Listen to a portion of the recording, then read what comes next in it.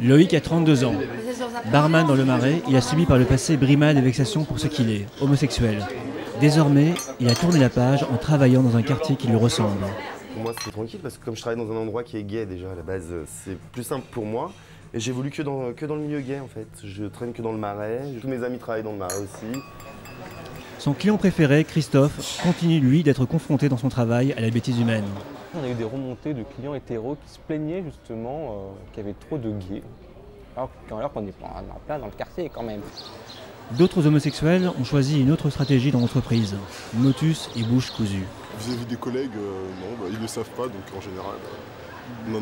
Qu'en est-il exactement du rejet des homosexuels dans le monde du travail? Éric Navion, avocat qui défend des cas de discrimination et secrétaire général de l'association SOS Homophobie, connaît bien les phrases rituelles des employeurs. À titre personnel, votre orientation sexuelle m'indiffère, mais vis-à-vis de la clientèle, ou des fournisseurs, ou de vos collègues, ou du milieu dans lequel nous travaillons, ce n'est pas acceptable. Quelle différence selon la taille des entreprises? Dans une grande entreprise, il y aura quand même quelques protections des délégués syndicaux, des représentants du personnel qui vont pouvoir faire tampon.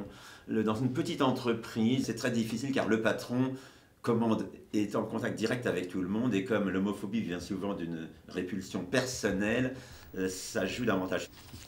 L'avocat militant se prépare à rejoindre la mairie de Paris, où se tiendra ce soir la célébration des 15 ans de l'association.